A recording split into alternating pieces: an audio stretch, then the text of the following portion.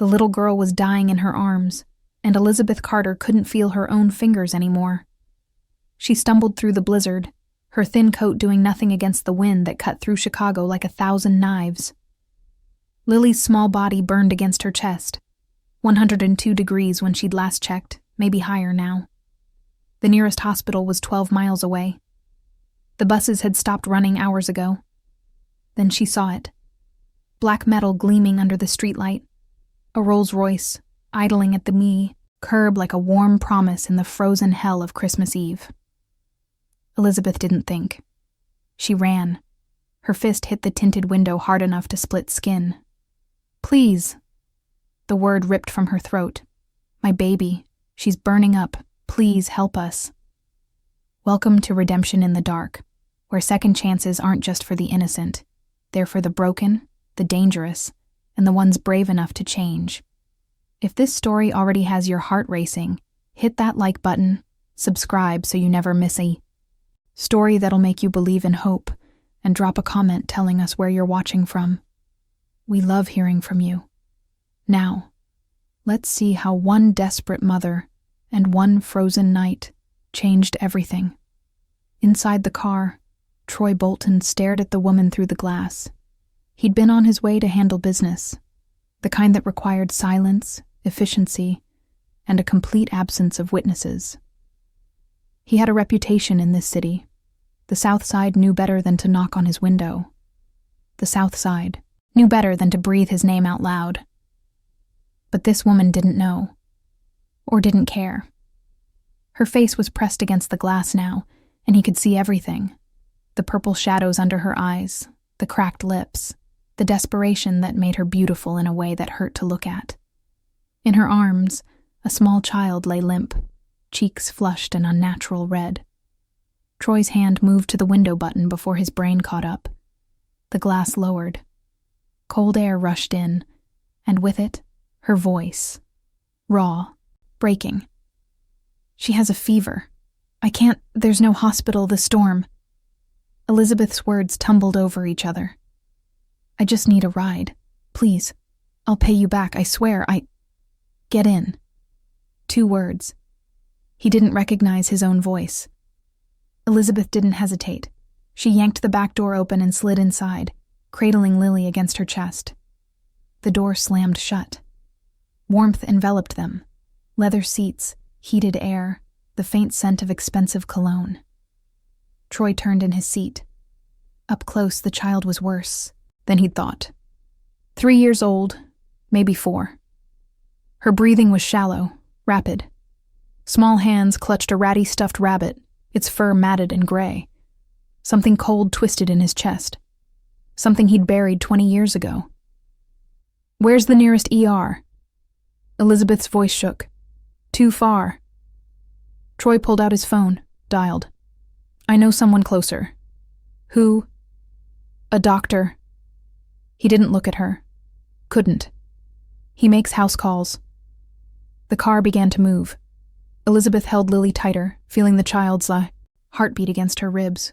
Too fast, too hard. Her daughter whimpered, and Elizabeth pressed her lips to the burning forehead. "It's okay, baby," she whispered. "We're safe now."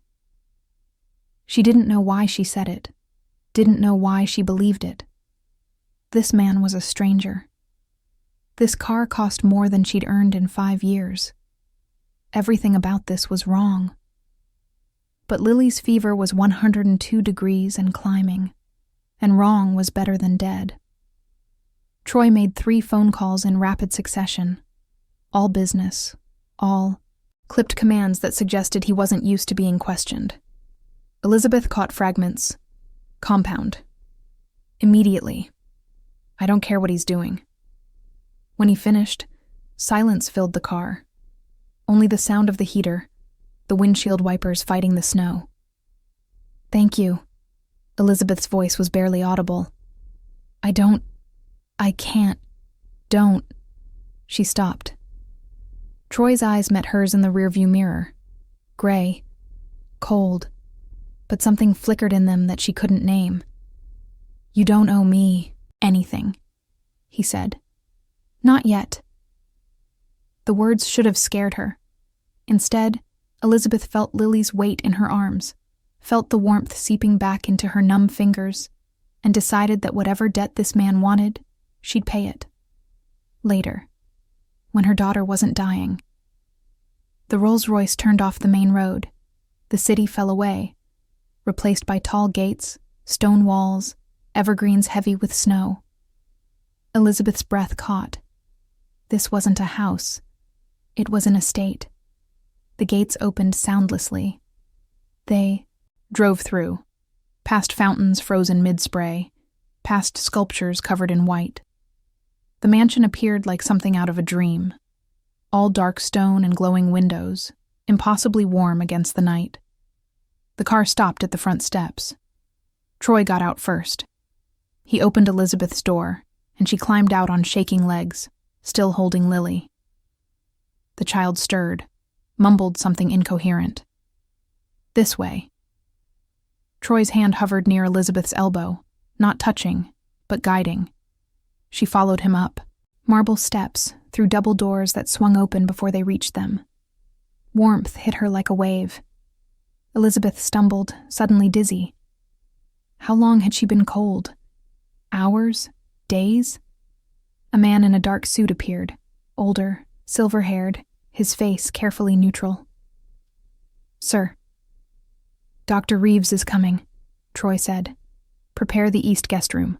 Fireplace, extra blankets." "Of course." The man's eyes flickered to Elizabeth and Lily. No judgment, no questions. He simply nodded and disappeared down a hallway. Troy led Elizabeth up a curved staircase, down a corridor lined with paintings she didn't look at.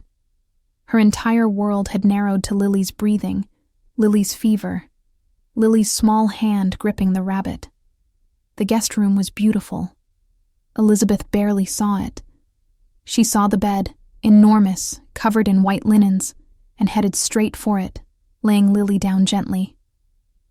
"Mama?" Lily's eyes fluttered open, green, like Elizabeth's, confused. "I'm here, sweetheart." Elizabeth smoothed damp curls from her daughter's forehead. "We're somewhere safe. Cold. I know, but you're going to be warm soon, I promise." A throat cleared. Elizabeth turned. Troy stood in the doorway, and behind him, a man in his 60s carrying a black medical bag. "This is Dr. Reeves," Troy said. "He's going to help." The doctor moved past Troy without ceremony, setting his bag on the nightstand. "How long has she had the fever?" "Since this morning." Elizabeth's voice cracked. "It started at 99, but it kept going up. I gave her children's Tylenol. But it didn't. I couldn't. It's all right." Dr. Reeves pulled out a thermometer, smiled at Lily. "Hello there, sweetheart. I'm just going to check your temperature, okay?" Lily looked at her mother. Elizabeth nodded. The child opened her mouth. Troy watched from the doorway. He shouldn't be here. He had business to handle. People who needed reminding that Christmas Eve didn't mean amnesty in his world. But he couldn't move. The little girl on the bed, she reminded, him of someone. A memory he'd locked away in a room he never opened. Dr. Reeves read the thermometer. 103.2. When did she last urinate? Elizabeth's face crumpled. "I don't know. We were staying at a shelter, and then they closed because of the storm, and we've been walking for dehydration," Dr. Reeves said gently. "Likely a virus, but I'll need to examine her properly. Mr. Bolton, if you could give us some privacy." Troy left without a word. He stood in the hallway, staring at the closed door. Behind it, he heard the doctor's calm voice, Elizabeth's shaking responses, the child's soft whimper. His hands curled into fists. He'd broken his rule. The rule that had kept him alive, kept him sane for 20 years. Never get involved. Never open the door. Never, ever let them in. But he'd looked into that woman's eyes and seen his mother. He'd looked at that child and seen himself at 8 years old, small and helpless, and watching the world end. Troy turned and walked down the hall, away from the room, away from the sounds of care and tenderness and hope. He had phone calls to make, enemies to handle, an empire that didn't run itself. But 3 hours later, when Dr. Reeves found him in his office, Troy was staring at the wall, at the photograph hanging there, the one turned face down on the shelf, the one he never looked at. "The child will be fine," Dr. Reeves said. "High fever from a viral infection, but it's already coming down. I've started her on fluids and antipyretics. She needs rest and monitoring." "And the mother?" "Exhausted, malnourished, bruises on her wrists that are 2 weeks old." Dr. Reeves paused. "Defensive injuries. She's running from someone." Troy's jaw tightened. "Did she say that?" "She didn't have to." Silence. "I'll check on them again in the morning," Dr. Reeves said quietly. "But Troy, they need more than one night." He left before Troy could respond. Troy sat alone in his office, staring at the photograph he couldn't bring himself to turn over. In the guest room upstairs, Elizabeth lay beside her daughter, watching the small chest rise and fall. Lily's fever had broken. Her breathing was even. The rabbit was tucked under her chin. They were warm. They were safe. For the first time in 3 years, Elizabeth let herself cry. Silent tears that dripped onto the white pillow, washing away the fear she'd carried since the day she'd run. Outside, the blizzard raged on. But inside these walls, something else was beginning. Something neither of them was ready for. Morning came with silence. Elizabeth woke to the absence of sound. No sirens, no shouting through thin walls, no rats in the ceiling. Just stillness, broken only by Lily's soft breathing beside her. For 3 seconds, she forgot where she was. Then it hit her. The mansion, the stranger, the Rolls Royce in the blizzard. Elizabeth sat up slowly, every muscle screaming. The room was bathed in pale winter light. Through the floor-to-ceiling windows, she could see snow covering everything, the grounds, the fountains, the trees. Beautiful, untouched, like a world that existed outside of reality. Lily stirred, blinked. "Mama?" "I'm here, baby." Elizabeth touched her forehead. Cool, normal. The relief was so strong it hurt. "How do you feel?" "Hungry." Elizabeth almost laughed. "Almost." "Me too." A knock at the door. Elizabeth stiffened. "Come in," she called, her voice steadier than she felt. The silver-haired man from last night entered carrying a tray. The scent of food hit her. Eggs, toast, coffee. Elizabeth's stomach clenched painfully. "Good morning, ma'am. I'm Marcus, the house manager. Mr. Bolton asked me to bring breakfast." He set the tray on the table by the window. "The doctor will be back to check on the little one at noon. If you need anything, there's a phone by the bed. Dial 0. "Thank you, but..." Elizabeth stood, wrapping the blanket around her shoulders. "I need to speak with Mr. Bolton. We can't stay. He's expecting you. Downstairs, 3rd door on the left." Marcus smiled at Lily. The kitchen staff prepared pancakes with chocolate chips. Lily's eyes went wide. After Marcus left, Elizabeth fed her daughter, watching her eat with the single-minded focus of a 3-year-old. Each bite Lily took felt like a small miracle. Yesterday she'd been limp and burning.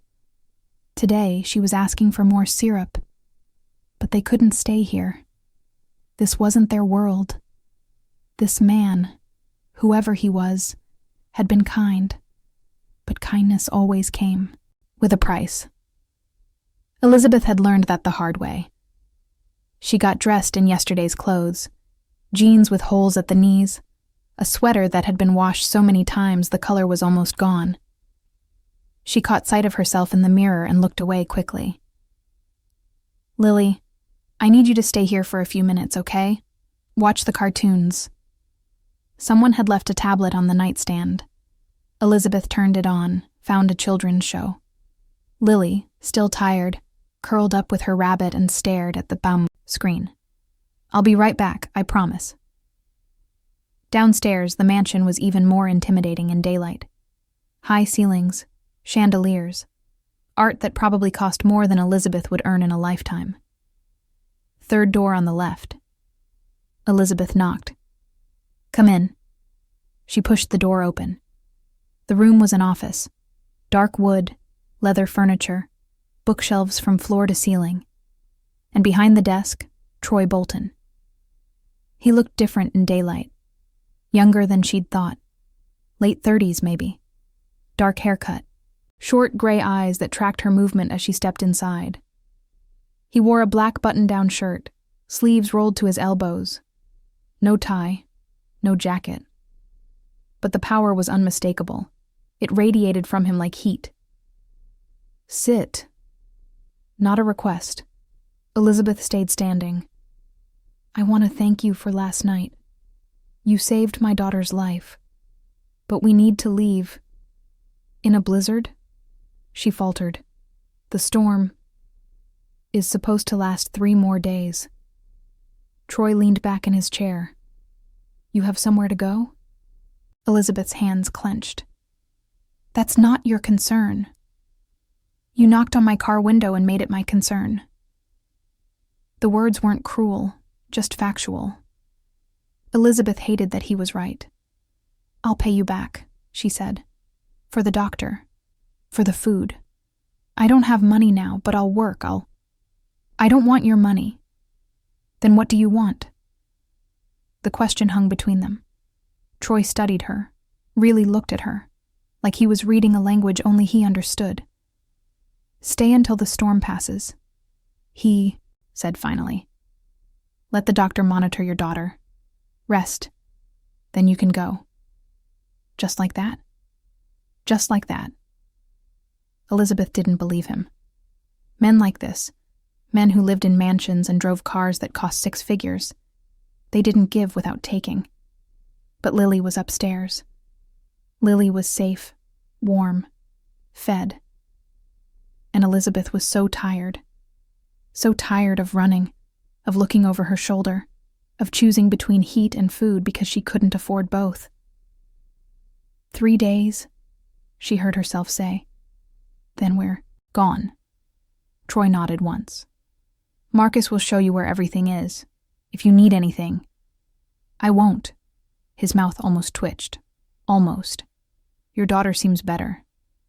She is. Thank you.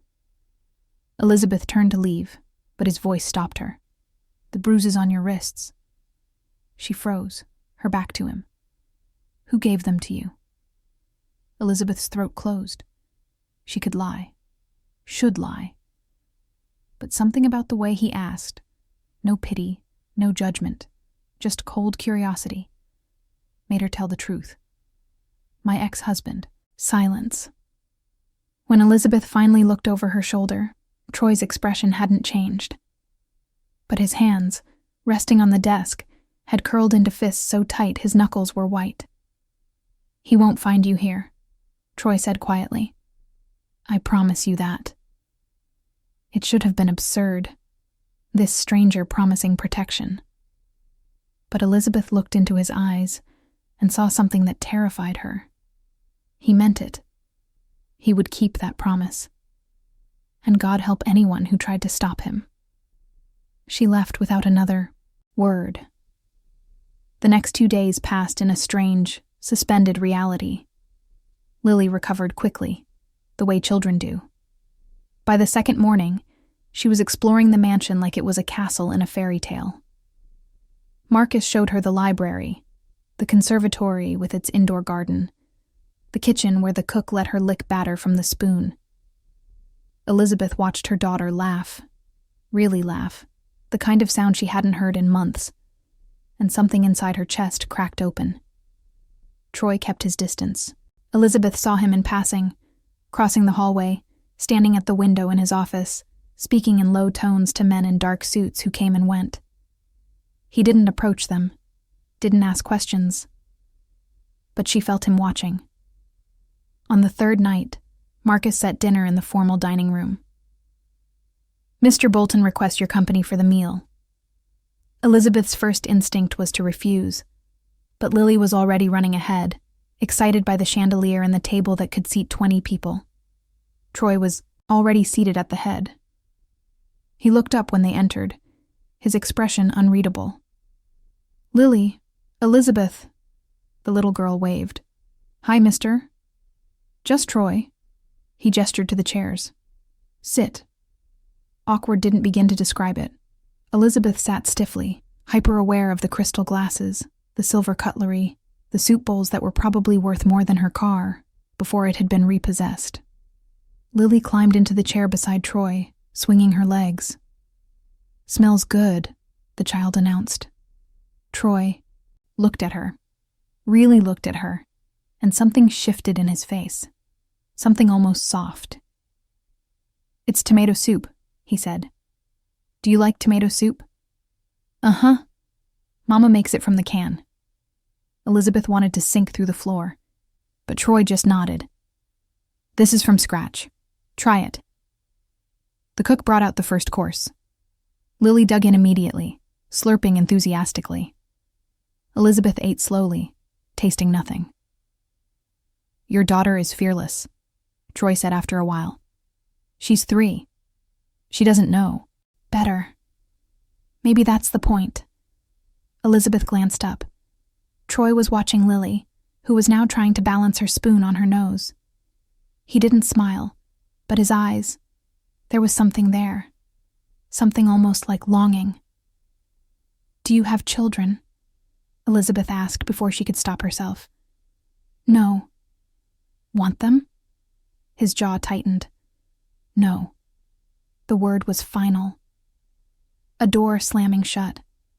But then Lily looked up at him, soup on her chin, and asked, "Can you read me a story tonight?" Mama's voice is tired. Troy stared at the child like she'd just asked him to fly. "Lily," Elizabeth started. "Please." Lily's green eyes were huge. "Just one story?" Troy's throat worked. You don't have to," Elizabeth said quickly. I'll read one story." Both of them stared at him. "After dinner," Troy added, already looking like he regretted it. Lily beamed. "Thank you, Uncle Troy." "Just Troy." "Uncle Troy." Lily giggled and went back to her soup. Elizabeth met his eyes across the table. For the first time, she saw something beyond the coldness. Confusion. Fear. Like a man who'd just stepped onto ice and didn't know if it would hold. Later, after Lily had bathed and changed into pajamas that Marcus had somehow procured, Troy stood in the doorway of the guest room. Elizabeth was tucking Lily in. The little girl spotted him and waved frantically. "Story time!" Troy entered slowly, like he was walking into a battlefield. He sat on the edge of the bed, stiff, uncomfortable. Elizabeth handed him the only book they owned, a battered copy of Where the Wild Things Are. "This one," Lily said, snuggling under the covers. Troy opened the book, started reading. His voice was low, halting at first. But as he turned the pages, something changed. He fell into the rhythm of the words. Lily's eyes grew heavy. Elizabeth watched from the doorway, watched this man, this dangerous stranger, read to her daughter with a tenderness that made her throat ache. By the last page, Lily was asleep. Troy closed the book gently. He stood, moved to leave, but paused. He looked down at the child, at her small hand clutching the rabbit, and his expression cracked. Just for a second. Just enough. "She reminds you of someone," Elizabeth said quietly. Troy's eyes snapped to hers. "Don't. I'm not trying to... You don't know anything about me." His voice was hard again, cold. "This is temporary. 3 days.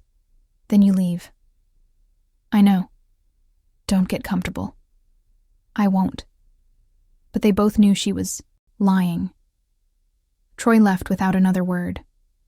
Elizabeth stood in the hallway long after his footsteps faded, staring at nothing. She should be packing, should be planning their next move, should be remembering that men like Troy Bolton didn't save people. They owned them. But when she closed her eyes, all she saw was the way he'd looked at Lily, like she was something precious, something worth protecting.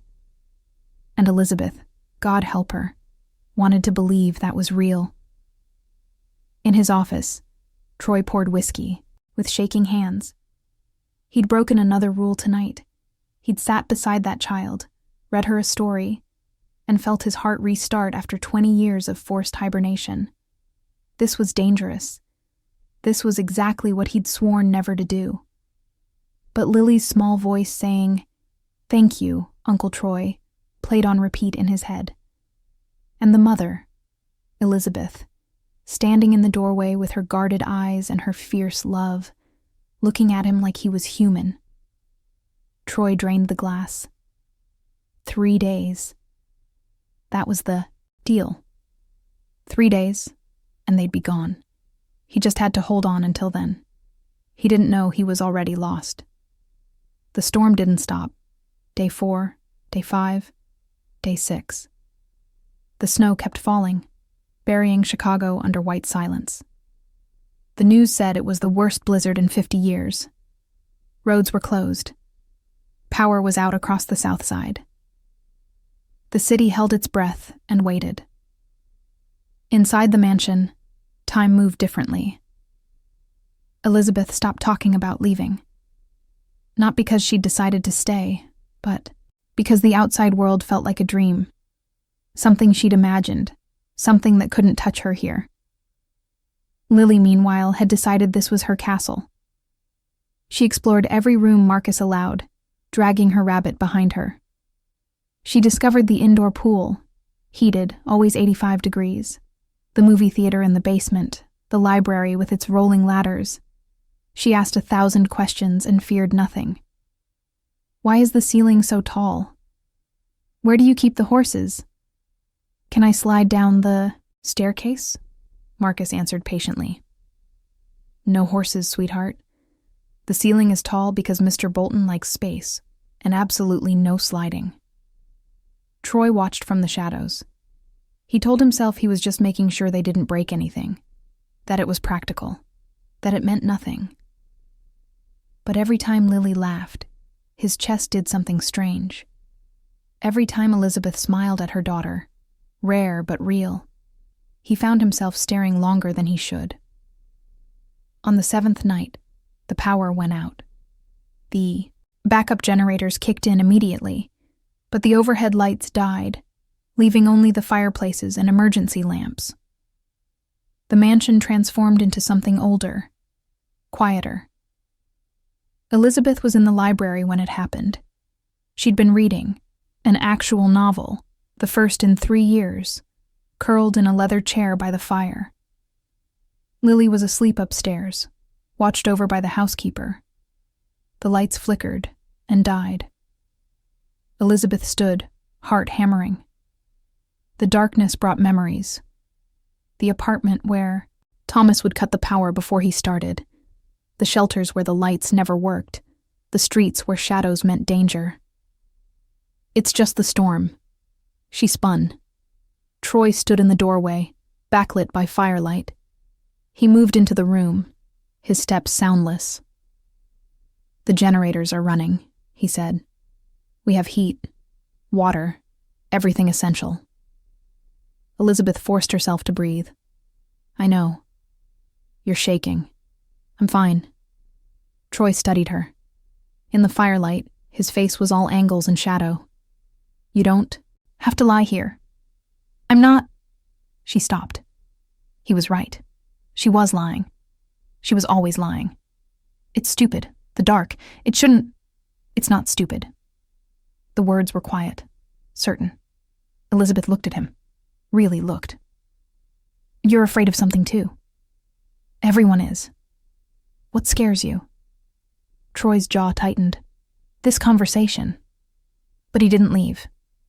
He crossed to the other chair, sat down like he was giving her time to run. When she didn't, something flickered across his face. Surprise, maybe. "Thomas, your ex-husband," Troy said. "Did he use the dark?" Elizabeth's breath caught.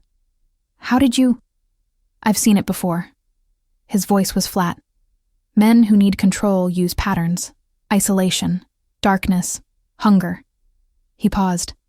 "You flinch when people move too fast. Lily won't let men touch her except me and Marcus. Those aren't coincidences." Elizabeth's hands clenched. "You don't know anything. I know what it looks like to survive something that should have killed you." The words hung between them, heavy with meaning. Outside, the wind howled. Inside, the fire crackled. "He was a cop," Elizabeth said finally. Her voice sounded far away. "Everyone believed him. No one believed me." She stared at the flames. "When I left, he told me he'd find us, that I'd never be safe. You are now. You can't promise that." "I just did." Elizabeth looked at him. Troy's eyes were hard, but something burned behind them. Something old and furious. "Why?" she whispered. "Why do you care?" Troy stood, abruptly. "You should sleep. The generators will hold." "You're running." He stopped. "Every time I ask something real, you leave," Elizabeth said. "Why?" "Because you don't want the answer." "Try me." Troy turned. The firelight caught his face, and for the first time, Elizabeth saw past the control. Saw the rage, the grief. The boy who'd never grown up because he'd had to become a man too soon. "My father killed my mother in front of me," Troy said. The words were sharp, clean, like a blade. "I was 8. I watched him beat her to death in our kitchen and couldn't stop it." Elizabeth's world tilted. "That's why I care," Troy continued, his voice dead calm. "Because every time I see a woman afraid, every time I see a child who's learned to be quiet, I see her. And I see him. And I remember what it feels like to be helpless." Silence. "Troy, don't." He moved toward the door. "Don't give me pity. I don't want it. I wasn't going to." He stopped again. Elizabeth stood, crossing the space between them. She stopped 2 feet away, close enough to see the muscle jumping in his jaw, far enough to let him breathe. "I was going to say thank you," she said quietly, "for telling me." Troy's eyes met hers. "Why?" "Because now I understand." "Understand what?" "Why you opened the car door." Elizabeth smiled, sad and small. "You didn't save us. You saved the kid you used to be." Something broke in Troy's expression. Just for a second. Just enough. He left without another word. But that night... Elizabeth lay awake in the guest room, listening to Lily breathe, and thought about the boy who'd watched his mother die. The boy who'd built an empire out of rage and grief, and a promise to never be helpless again.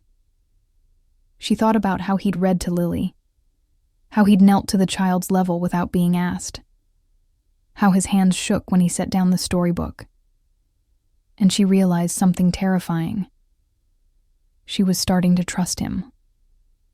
The next morning, Lily bounded into the kitchen where Troy was drinking coffee. "Uncle Troy! Uncle Troy! Can we make pancakes?"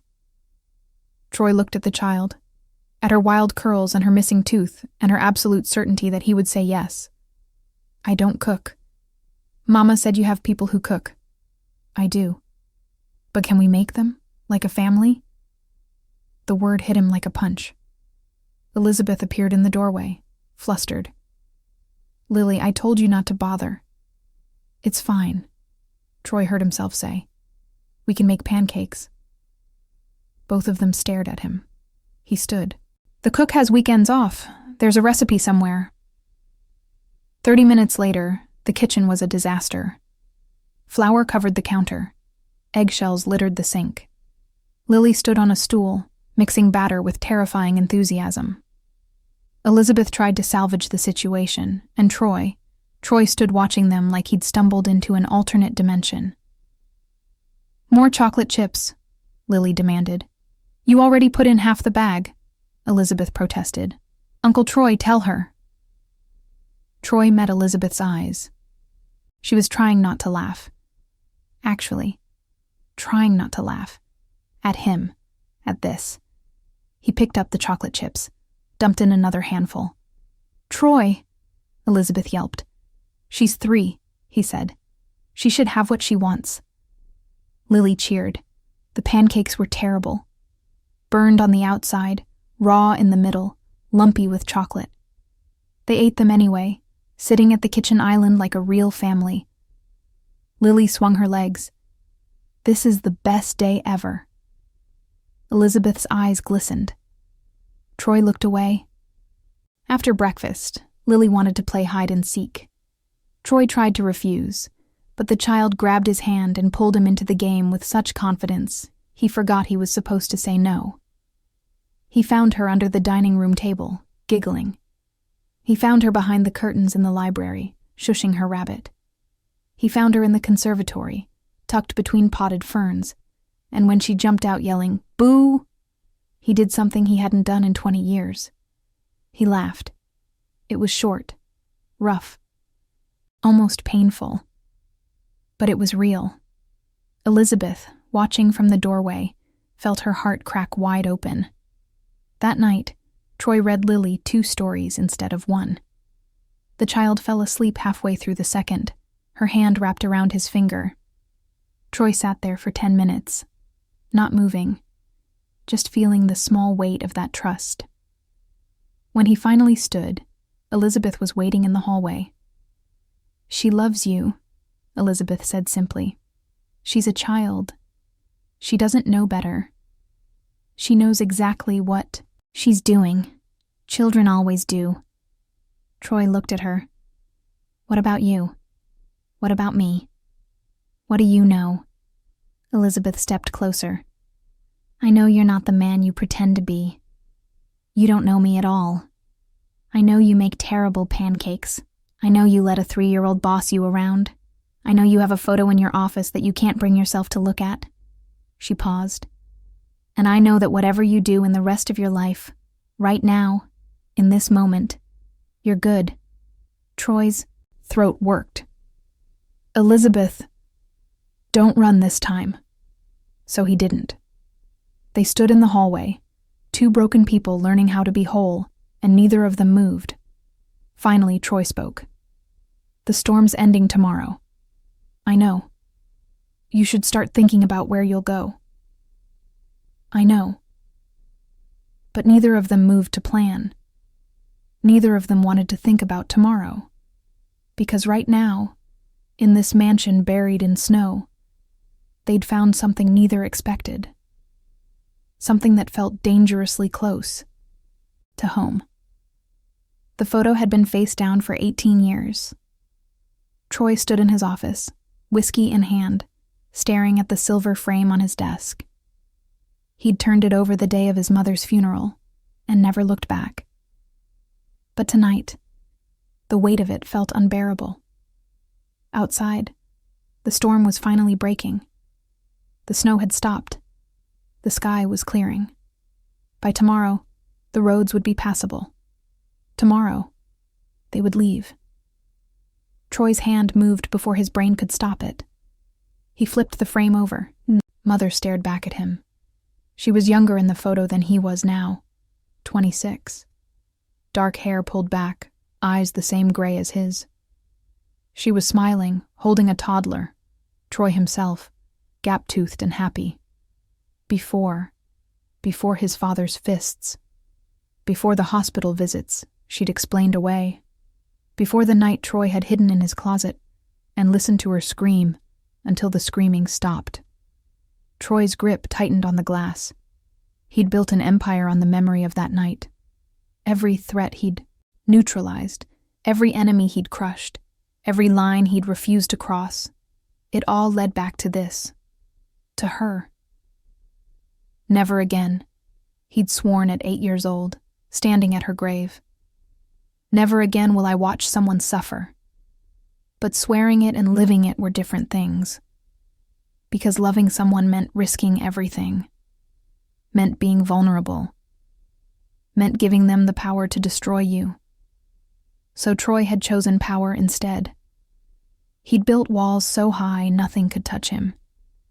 Until a desperate mother knocked on his window in a blizzard. A knock at the door. Troy didn't turn the photo back over, didn't hide it. "Come in." Elizabeth stepped inside. She was wearing the same clothes she'd arrived in, jeans, faded sweater. But she'd washed them, and herself, and there was color in her cheeks now. She looked less like a ghost. "Lily's asleep," she said. "I wanted to—" She stopped, seeing the photo. "Is that your mother?" Troy set down his glass. "Yes." Elizabeth moved closer, studying the picture. She was beautiful. She was. "How old were you when it happened?" 8. "And your father?" "Dead." Troy's voice was flat. "Heart attack. 10 years ago. I didn't go to the funeral." Elizabeth looked at him. "I'm sorry." "Don't be. I'm not." She believed him. How could she not? The man in this photo, the smiling child, was gone. Whatever Troy had become, it had been forged in violence and grief. "Can I ask you something?" Elizabeth said. "You're going to anyway. What happened to you, after?" Troy was quiet for a long moment. Then, "Foster care. 7 different homes in 4 years. None of them wanted a kid who had nightmares and broke things." "You were traumatized." "I was angry." He met her eyes. "I'm still angry." "At who?" "Everyone. My father for being a monster. My mother for not leaving. The neighbors who heard her scream and did nothing. The system that shuffled me around like a problem instead of a child." He paused. "Myself." "Why yourself?" Troy's jaw clenched. "Because I hid in a closet and did nothing while he killed her." There it was, the wound that had never healed. Elizabeth stepped closer. "You were 8 years old." "I should have—" "What? Stopped a grown man? Taken the beating instead?" Her voice was fierce. "You survived, Troy. That's what you were supposed to do. That's what she would have wanted. You don't know that. I'm a mother." Elizabeth's eyes burned. "I know exactly that." The words hit him like a fist to the chest. Troy turned away, back to the window. "When I turned 18, I got out of the system. Started working for a man named Vincent Moretti. Ran errands, drove cars, kept my mouth shut. He saw something in me. Rage, probably. He taught me how to channel it. Into this." Elizabeth gestured to the office, the mansion, the life he'd built.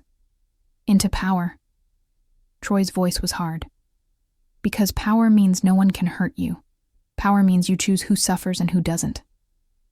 "And do you choose?" He looked at her. "Every day." "What do you choose?"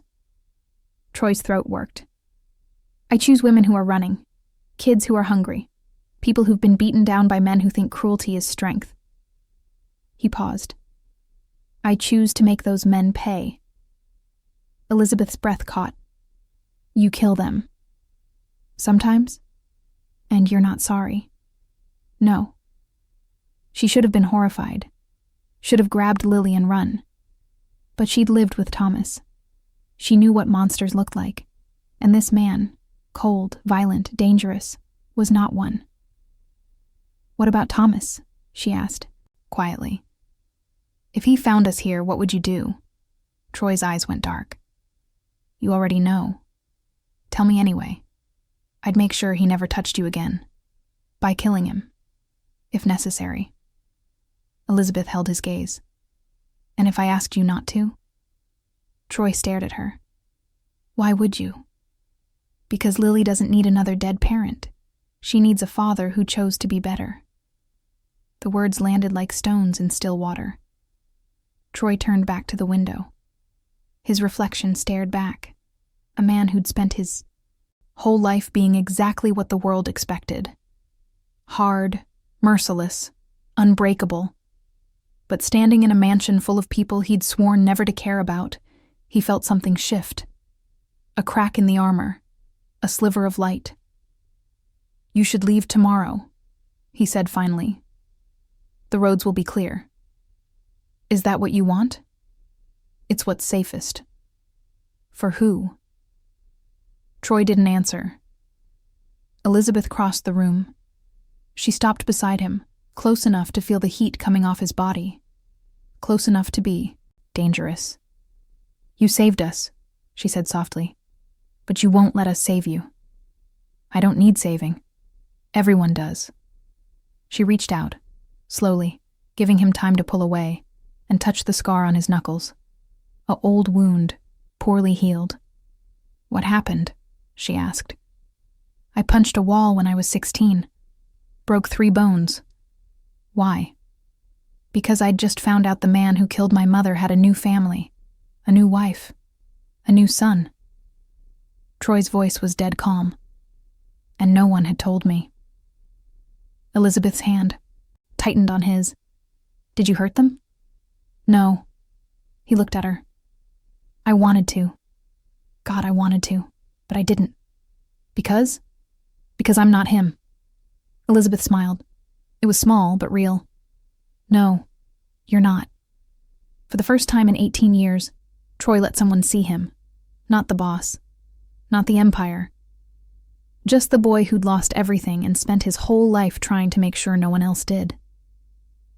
His hand moved, almost without his permission, and brushed a strand of hair from Elizabeth's face. She didn't flinch, didn't pull away.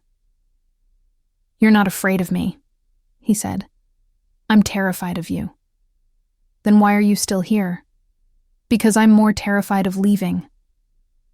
The words hung between them, heavy with meaning. Troy's thumb traced her cheekbone. The touch was light, reverent, like she was something precious, something breakable. "If you stay..." "Don't," Elizabeth whispered.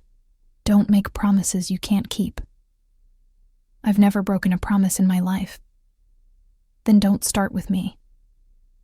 Troy's hand dropped. He stepped back, putting distance between them, creating space for her to breathe, to choose. "The guest room is yours as long as you need it," he said. "No conditions, no debt. If you want to leave tomorrow, Marcus will drive you wherever you need to go. If you want to stay, then what? Then we figure it out." Elizabeth looked at him. Really looked. At the man who'd read bedtime stories to her daughter. Who'd made terrible pancakes and laughed for the first time in 20 years. Who'd held a photo of his mother for 18 years because he couldn't bear to look and couldn't bear to let go. "I'll think about it," she said. Troy nodded.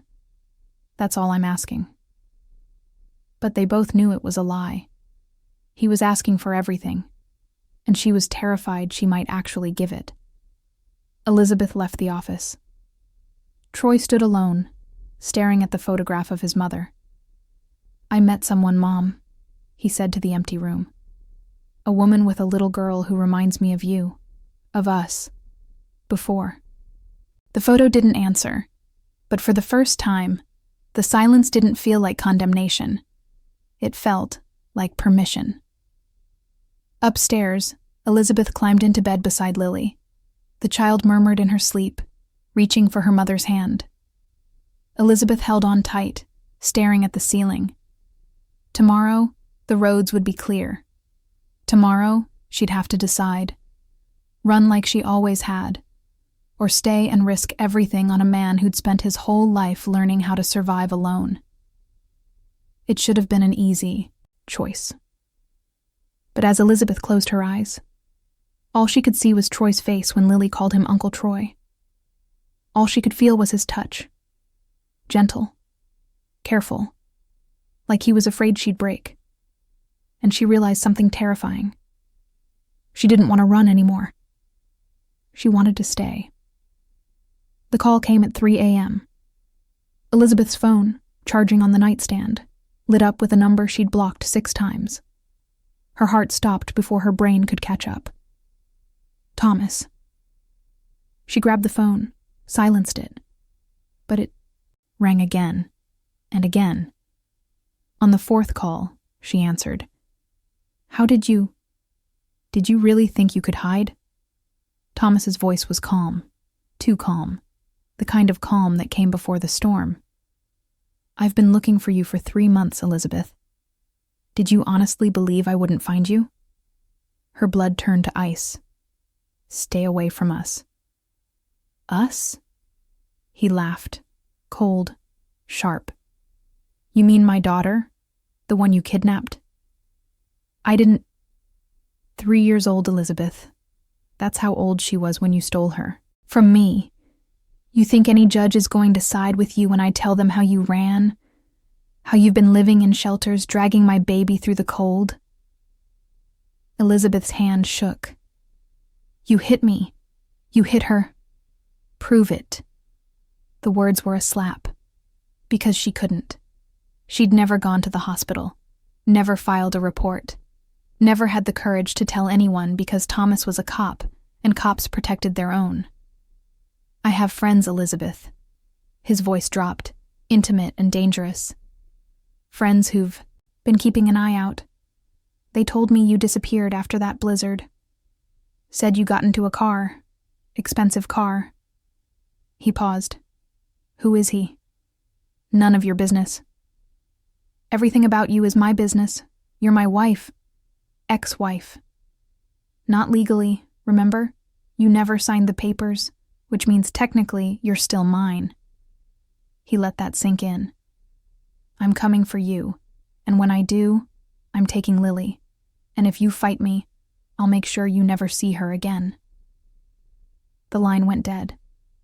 Elizabeth sat, frozen, phone in her lap, the room spinning around her.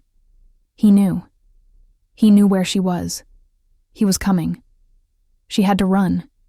Had to grab Lily and disappear before... The door opened. Troy stood in the hallway, wearing only black pants. His chest was bare, covered in scars she'd never seen. He looked like he'd been awake for hours. I heard your phone, he said. His eyes tracked her expression. Who was it? Elizabeth tried to speak. Couldn't. Troy crossed the room in 3 strides. He knelt in front of her, taking the phone from her shaking hands. Elizabeth, who called you? Thomas. The name tasted like poison. He knows we're here. He's coming. Troy's jaw tightened. How did he find you? His cop friends. They saw us getting in your car. She looked at him, panic rising. He's going to take her. He's going to take Lily, and I can't. Breathe. He'll use the law. He's still her father legally. And I never filed the divorce papers because I was afraid he'd fight for custody and win because he's a cop and I'm nobody and... Elizabeth. Troy's hands gripped her shoulders. Breathe. She sucked in air. Her whole body was shaking. Troy's eyes were hard, calculating. What exactly did he say? Elizabeth repeated the conversation, word for word. With each sentence, Troy's expression grew colder. When she finished, he stood. Pack a bag. You and Lily are moving to the North Wing tonight. It's more secure. Troy, you don't understand. I understand perfectly. He pulled out his phone. He's a dirty cop with connections. He thinks he can use the law to intimidate you. He's wrong. You can't just... Watch me. Troy made 3 calls in rapid succession. All short. All in a language Elizabeth didn't fully understand. Half English, half coded phrases that made her stomach turn. When he hung up, his face was a mask. No one is taking Lily, he said. I promise you that. You can't promise. I just did. Elizabeth stood, anger cutting through the fear. You're going to... What? Kill him? That'll just prove him right. That I'm unfit. That I'm not going to kill him. Troy's voice was ice. Not unless he makes me. Then what? I'm going to make him disappear. The words should have horrified her. Instead, Elizabeth felt a dark, terrible hope bloom in her chest. How? Troy looked at her. Do you really want to know? She hesitated. Then, yes. Thomas Carter, 12 years on the Chicago PD, 5 complaints of excessive force, all dismissed, 2 domestic, calls to your address, both marked as misunderstandings. Troy's voice was clinical. He's dirty. Took bribes from the Moretti family to look the other way on certain shipments. I have proof. Elizabeth stared. How? I've had someone looking into him since you told me his name. Why? Because I don't let threats linger. He stepped closer. I can make those bribes public. End his career. Make sure he never works in law enforcement again. He'll still have parental rights. Not if I find evidence of child endangerment, which I will. Elizabeth's throat closed. You'd do that? I'd do more than that. The promise hung between them, dark and absolute. What if he comes before you're ready? Elizabeth whispered. Then I handle it the old way. Troy. A sound from the bed. Both of them froze. Lily sat up, rubbing her eyes. Mama? Elizabeth's heart broke. She moved to the bed, smoothing Lily's curls. I'm here, baby. Bad dream. Lily's voice was small. Daddy was here. He was yelling. Elizabeth's blood ran cold. Troy knelt beside the bed. Lily, look at me. The child turned. Her eyes were huge, frightened.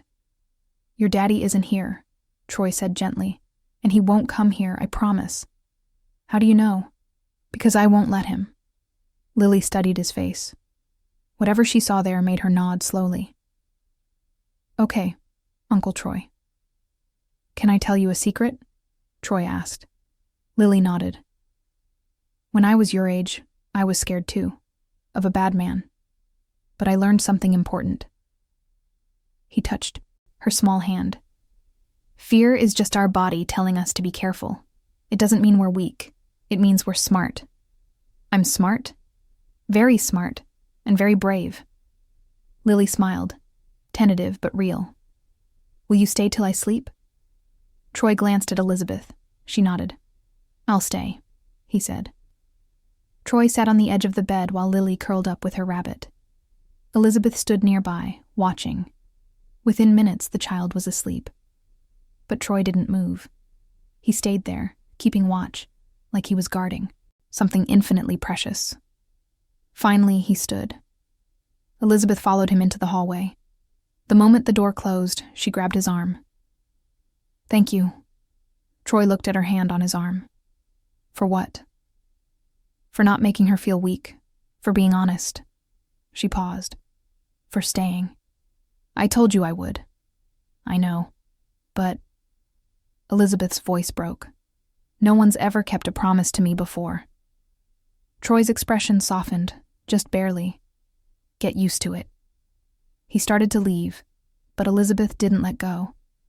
Troy, what if I asked you not to hurt him? What if I said I wanted to handle this the right way, legally, without violence? He turned back.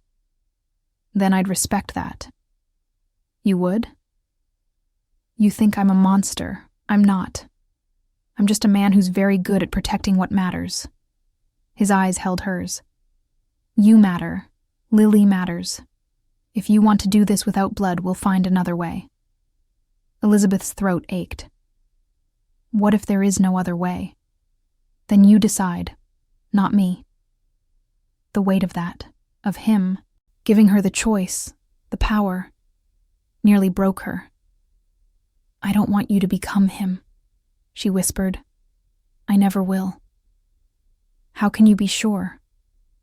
Troy cupped her face with one hand, rough calluses against soft skin. Because you're here.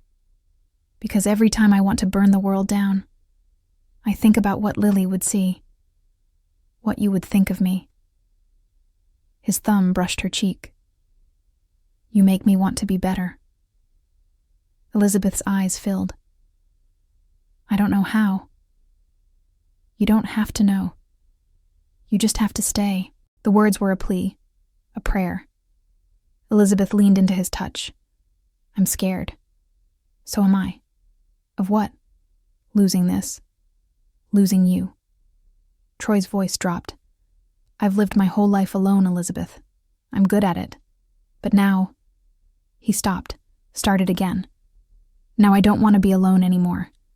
Troy, don't answer yet. Just think about it. He pulled away gently, walked down the hallway, disappeared into the shadows. Elizabeth stood alone, her cheek still warm from his touch. 3 months ago, she'd been sleeping in her car with Lily. 2 weeks ago, she'd been knocking on a stranger's window, begging for help. Now she was standing in a mansion, in love with a man who'd promised to burn the world down if it meant keeping her safe. It was insane. It was terrifying. It was the first time in her life she'd felt truly seen. Back in the guest room, Elizabeth checked on Lily. The child slept peacefully, unaware of the storm coming. Elizabeth pulled out her phone, stared at Thomas's number. He'd find them. He'd try to take Lily. He'd use every weapon he had, the law, his connections, her fear. But for the first time, Elizabeth wasn't alone. For the first time, someone was standing between her and the monster, and that someone was more dangerous than Thomas could ever imagine. Elizabeth deleted the number. Then she lay down beside her daughter, closed her eyes, and made her choice. She was staying. Whatever came next, they would face it together. Thomas arrived on the 10th day. The gates opened for his police cruiser, an oversight Marcus would later call strategic. Troy wanted him inside the property, wanted him to feel confident, wanted him close enough to make a mistake. Elizabeth watched from the upstairs window, Lily asleep behind her. Her hands gripped the curtain so hard her knuckles went white. Troy stood on the front steps, waiting. He wore a black suit, crisp white shirt. No tie. He looked like what he was. A man who owned half of Chicago and feared nothing. Thomas climbed out of the cruiser. He was tall, broad-shouldered, handsome in a way that had fooled Elizabeth once. Blonde hair, blue eyes, a smile that had charmed everyone who didn't know what happened behind closed doors. He saw Troy and his smile widened. Predatory. You must be the boyfriend. Troy said nothing. Thomas walked closer, hand resting casually on his service weapon. I'm Officer Thomas Carter, Chicago PD. I'm here for my wife and daughter. Ex-wife. And the child is staying here. Is that so? Thomas laughed. See, the law says differently. I'm Lily's legal father. Elizabeth never filed for divorce, never went through custody proceedings, which means technically she kidnapped my kid. He tilted his head. You want to be an accessory to that? Troy's expression didn't change. The law also says a father can't have custody if he's under investigation for child endangerment and accepting bribes from organized crime. Thomas's smile faltered. What? You heard me. I don't know what you think you know. I know you took $50,000 from Vincent Moretti in 2023 to ignore a weapons shipment. I know you've been doing it for 3 years. I have bank statements, phone records, and testimony from 2 associates willing to go on record. Troy took a step forward. I also have hospital records showing Elizabeth came in with a broken rib 2 years ago. Defensive wounds on her arms. A concussion she said came from falling downstairs. Thomas's face darkened. She never pressed charges. No, because you threatened her, but she will now. Along with testimony from neighbors who heard screaming, colleagues who saw bruises, and a social worker who will testify that Lily shows signs of trauma consistent with domestic violence exposure. The color drained from Thomas's face. So here's what's going to happen, Troy continued, his voice calm as ice. You're going to get in your car and drive away. You're going to sign divorce papers and relinquish all parental rights. And if you ever come near Elizabeth or Lily again, I will personally ensure that every crime you've committed, every corner you've cut, every person you've hurt becomes public knowledge. Your career will end, your pension will vanish, and you'll be lucky if you avoid prison. Thomas stared at him. You don't know who you're fucking with. Actually, I do. You're a coward who hits women and hides behind a badge. Troy's eyes went dark. I've buried better men than you. For a moment, Thomas looked like he might do something stupid. His hand twitched toward his gun. Then Marcus appeared behind Troy, flanked by 2 other men in dark suits. Silent. Watchful. Ready. Thomas's hand fell. This isn't over, he said. Yes, it is. But Thomas wasn't listening. He looked past Troy, up at the window where Elizabeth stood. You think you've won? He called out. You think hiding behind this asshole makes you safe? I'll destroy you, Elizabeth. I'll take everything. I'll make sure you never... Troy moved. 1 second he was standing still. The next he had Thomas by the throat, slamming him against the cruiser with enough force to dent the door. Finish that sentence, Troy said softly. Please. Thomas choked, clawing at Troy's hand. Let him go. Elizabeth's voice. Troy turned. She stood on the steps, Lily in her arms. The child was awake now, staring at her father with wide, frightened eyes. Let him go, Troy, Elizabeth repeated. Her voice shook, but her eyes were steady.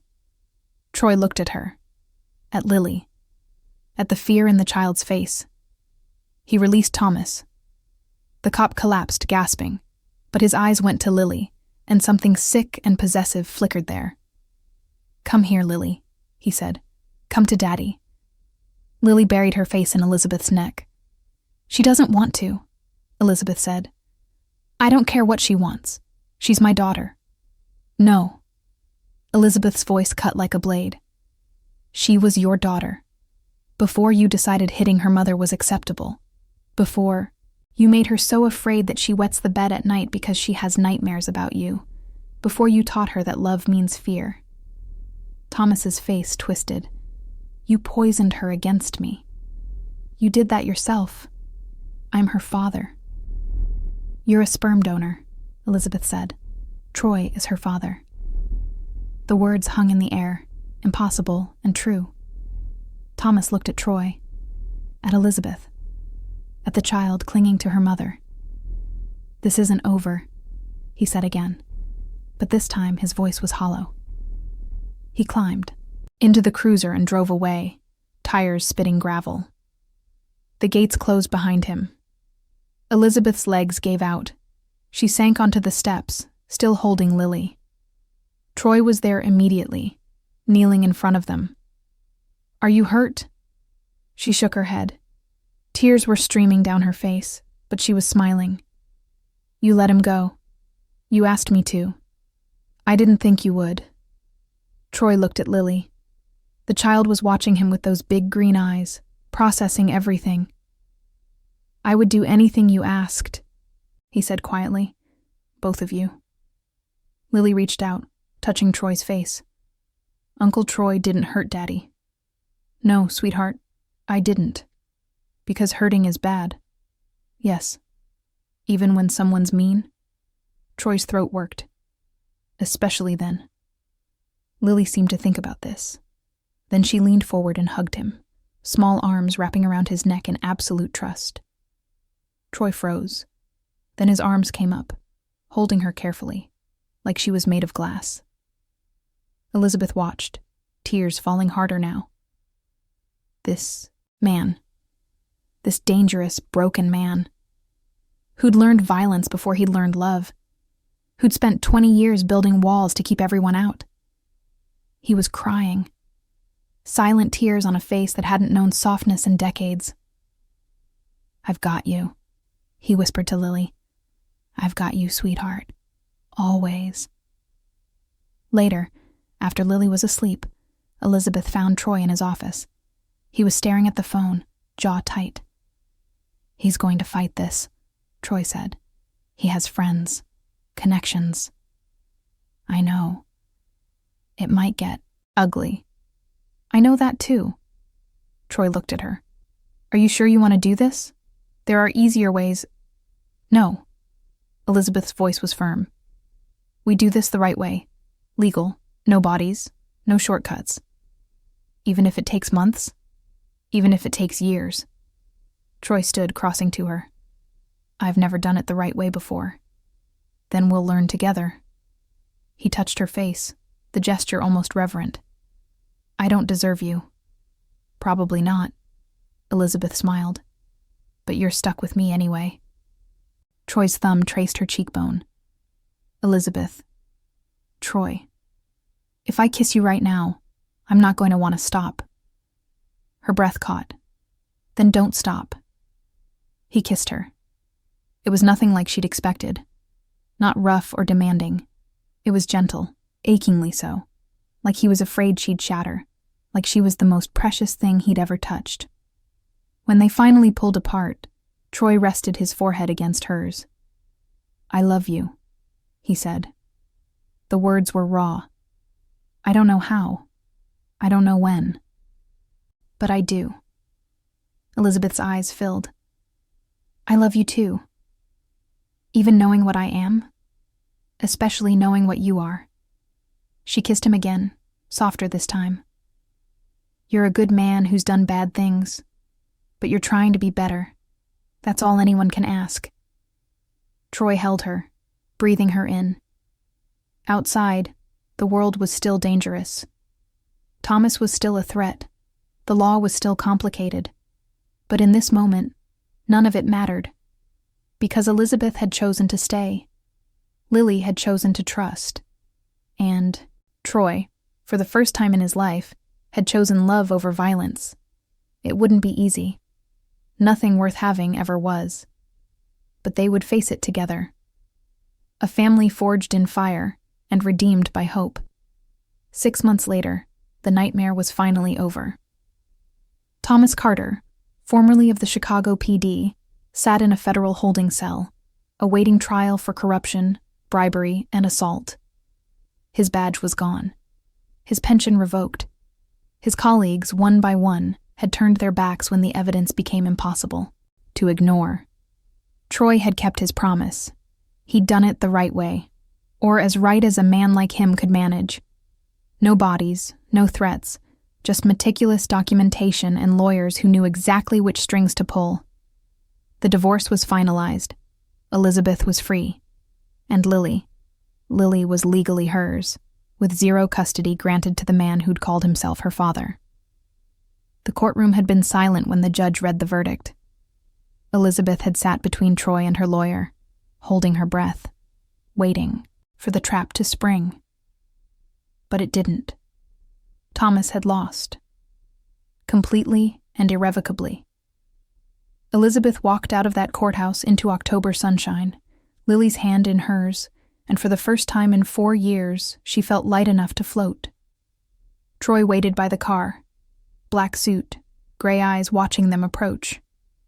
When Lily saw him, she broke free and ran, launching herself into his arms. "Uncle Troy, we won." "I heard, sweetheart." He lifted her easily, settling her on his hip. "How do you feel?" "Happy," Lily beamed. "Mama said we're going home." Troy's eyes met Elizabeth's over the child's head. "Home," he repeated. "I like the sound of that." Home wasn't the mansion anymore. It was the brownstone Troy had bought in Lincoln Park. Smaller, warmer, more suitable for a family. 4 bedrooms, a backyard, a porch where they could sit on summer evenings. Elizabeth had protested at first. It was too much, too expensive. But Troy had simply handed her the deed, her name on it, and said, "It's, yours. No conditions, no debt, just a place to be safe." She'd cried for an hour. Now, 3 months into living there, the brownstone actually felt like a home. Lily's drawings covered the refrigerator. Elizabeth's books lined the shelves. Troy's suits hung in the closet next to her thrift store dresses. They weren't married. Not yet. Troy had asked once, and Elizabeth had said, "Let's just be us for a while. No legal ties. No pressure. Just us." He'd agreed immediately. But tonight, as they pulled into the driveway, and Lily raced inside to tell Marcus the good news, Marcus now split his time between the mansion and the brownstone, unofficially appointed as Lily's favorite person after Troy. Elizabeth felt something shift. Troy closed the front door behind them. The house was warm, filled with the scent of whatever Marcus had cooked for dinner. Lily's laughter echoed from the kitchen. Elizabeth turned to Troy. "It's really over." "It's over. I keep waiting for the other shoe to..." "Drop." Troy pulled her close. "There is no other shoe. Thomas is done. You're safe. Lily's safe." He kissed her forehead. "We're safe. We." The word still felt foreign. Wonderful. Terrifying. "I need to tell you something," Elizabeth said. Troy pulled back, searching her face. "What?" "I talked to the adoption agency today." His expression went carefully blank. "And?" "They approved your application. If you still want to... if you're still sure..." "I'm sure." The words were immediate. "Certain." "I've never been more sure of anything." Elizabeth's eyes filled. "Troy Bolton, you're about to officially become a father." Troy's breath caught. For a moment, he looked exactly like the 8-year-old boy in the photograph, vulnerable, hopeful, terrified of having something good ripped away. Then he smiled. A real smile. The kind that transformed his face into something young and unguarded. "I'm going to be a dad." "You already are. This just makes it legal." Troy cupped her face, kissing her. Slowly, deeply. When they broke apart, he was still smiling. "Marry me." Elizabeth blinked. "What?" "Marry me," Troy repeated. "I know you said to wait. I know you wanted time. But Elizabeth, I don't want time. I want you. I want Lily. I want to wake up every morning and know that this..." He gestured to the house, the life they'd built. "Is real. Is mine. Is ours." Elizabeth's throat closed. "Troy, you don't have to answer now. Just think about..." "Yes." He stopped. "Yes? Yes. I'll marry you." Elizabeth laughed, tears streaming down her face. "Yes to all of it. Yes to forever. Yes to this crazy, impossible, beautiful life we're building."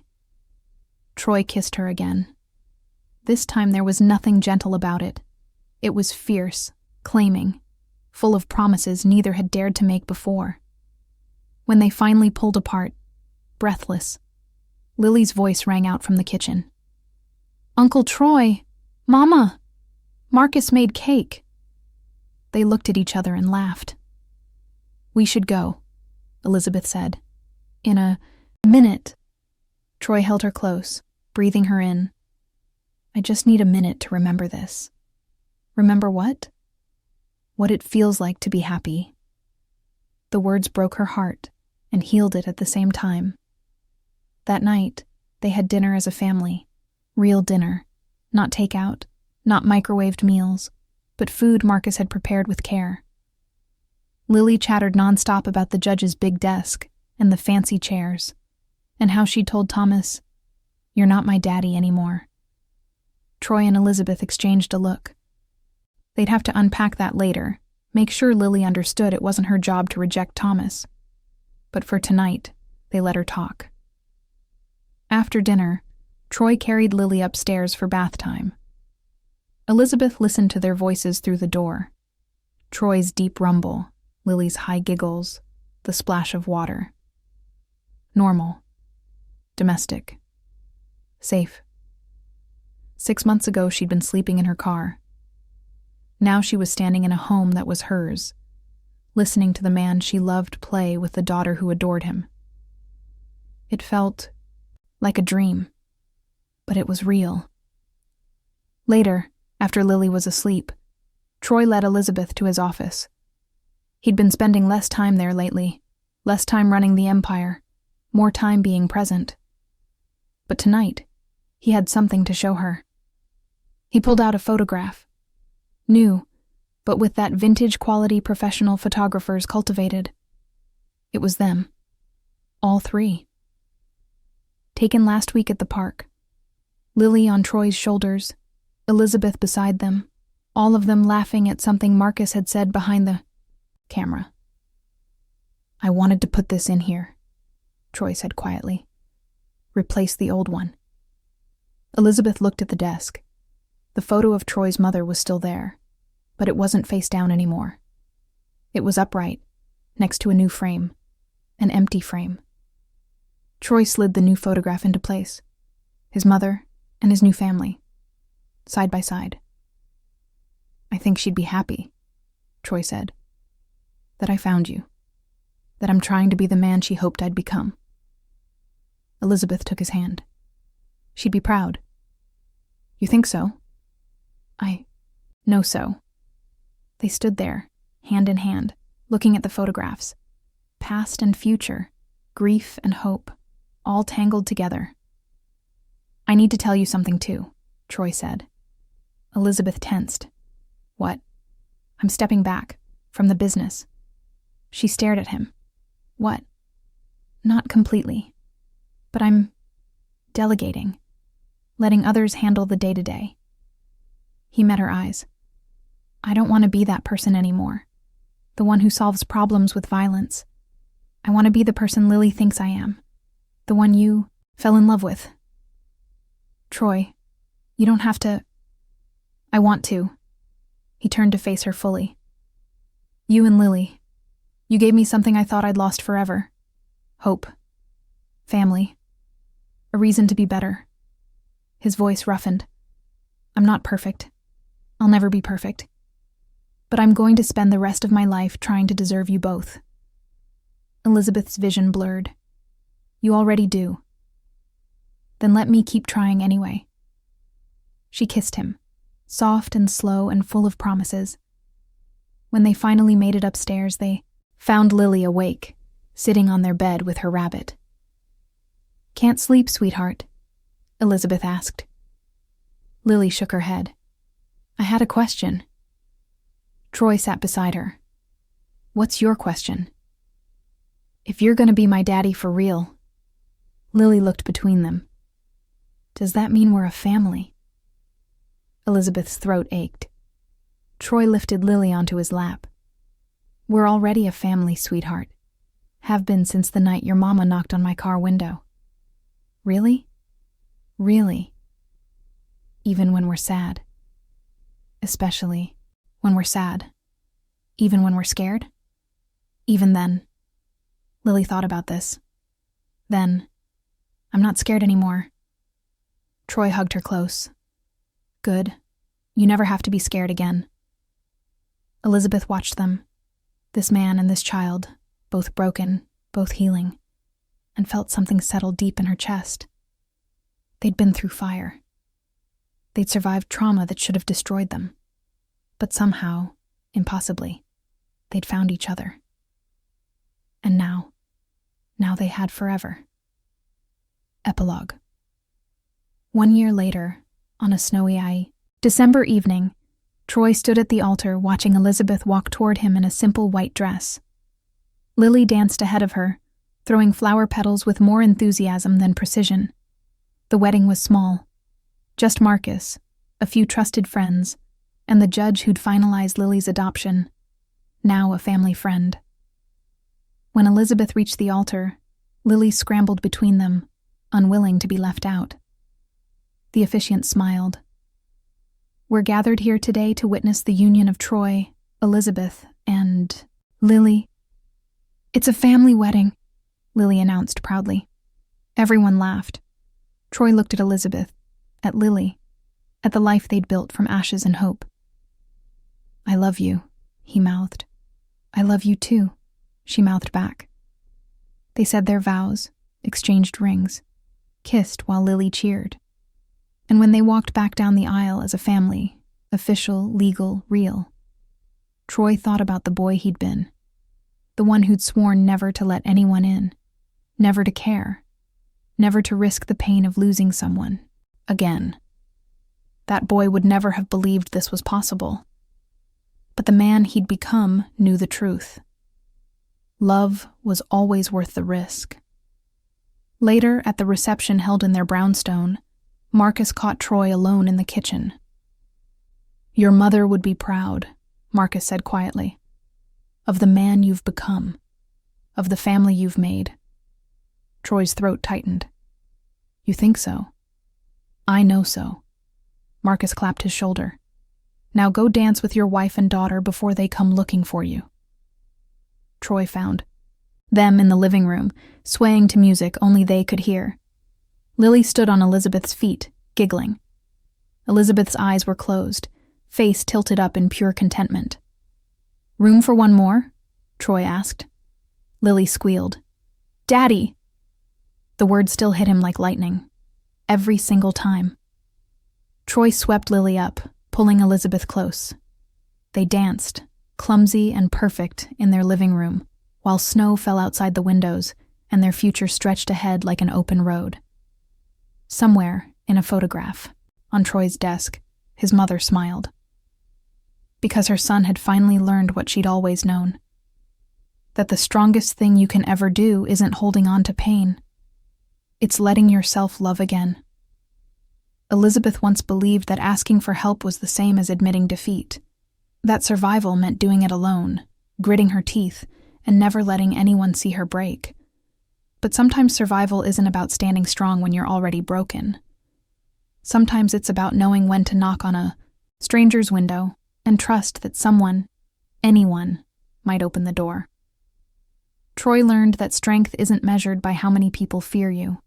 It's measured by how many people feel safe enough to fall asleep in your arms, trusting you'll still be there when they wake. And Lily? She already knew what took the adults years to understand. That family isn't blood. It's choice. It's the person who shows up when you're scared. It's the arms that hold you when the nightmares come. It's love that says, I've got you, and means it. Maybe that's what all of us are searching for. Not perfection. Not a fairy tale. Just someone willing to fight for us when we're too tired to fight for ourselves. Someone who sees our scars and loves us anyway. Someone who proves every single day that second chances aren't just possible, they're worth everything. If this story touched something inside you, we'd love to hear your thoughts in the comments below. What moment hit you the hardest? Have you ever had to, choose between running and trusting someone to protect you? Your stories matter to us. Hit that like button to support more tales of redemption and hope. Subscribe to Redemption in the Dark. We bring you emotional journeys like this one every single day. Stories about broken people finding wholeness, about love born from the most unexpected places, about families built not from blood, but from choice. Before you go, check out the next video on your screen, or dive into our playlist for more stories that'll remind you why hope is always worth holding on to. Thank you for being here with us tonight. Thank you for believing that even the darkest hearts can find light. Until next time, stay safe, stay hopeful, and remember, everyone deserves a second chance. Good night.